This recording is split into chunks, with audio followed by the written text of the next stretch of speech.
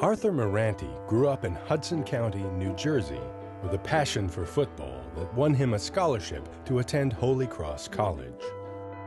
As a young man with a passion for law and justice, Arthur stood in a jail cell in New York's Fort Apache, the Bronx. Legal pad in hand, he asked questions of inmates that might help them get affordable bail. He was working his way through St. John's Law School as a new hire for Herb Sturz's Vera Institute of Justice. At bail hearings, judges couldn't help but admire his pluck and determination, even as they tossed him out of the courtroom. That same drive combined with a love for the city to bring him to the doorstep of the real estate firm Cushman & Wakefield, first as a junior lawyer, then general counsel, and finally CEO. During his 20-year term as CEO, the company grew from a U.S. firm with revenues of $80 million to a global enterprise with 12,000 employees and revenues in excess of $1.5 billion, making it one of the top 3 real estate service companies in the world. Arthur's career has been highlighted by some of the largest and most sophisticated transactions in history, including the sale of the MetLife building at 200 Park Avenue, the acquisition of 666 Fifth Avenue, and the 99-year lease of 75 Rockefeller Plaza. Any celebration of the largest of all, the sale of the World Trade Center towers, was cut short by the terrorist attacks on 9/11. Arthur came down to earth when he married Elizabeth. A native of St. Vincent and the Grenadines, she too stood out in her profession as a high-fashion international model, which included iconic assignments for Clairol and Avon, and working for some of the world's leading designers, including Galanos, Willi Smith, Pauline Trigère, and Ralph Rucci. Yet Elizabeth devoted much of that prestige to pro bono work, such as fashion walks for the Parsons School of Design, and a host of other humanitarian causes.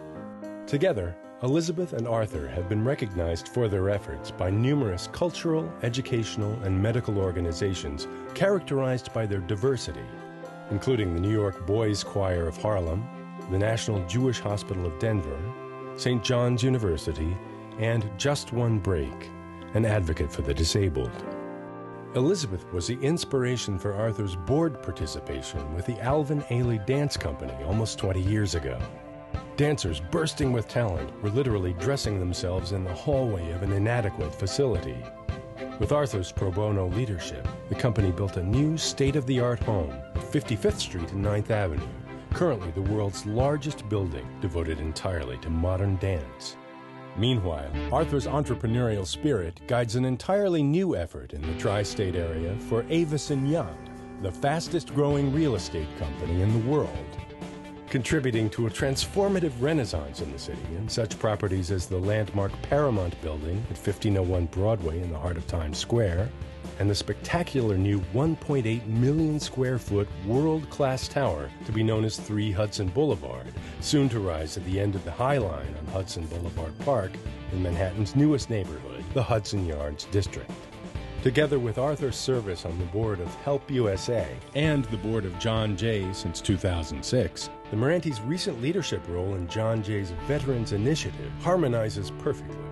Well, the Vets Initiative, I think, is a great idea. Those who have just taken off the uniform, they're in college or perhaps graduate school, for the first time looking to go out into the civilian world, the corporate world, and to have an opportunity to sit down with executives of corporations who can tell them what it is they're looking for. What are the qualities that they see as most important when they're making hiring decisions? And of course, that's exactly what our veterans want to know.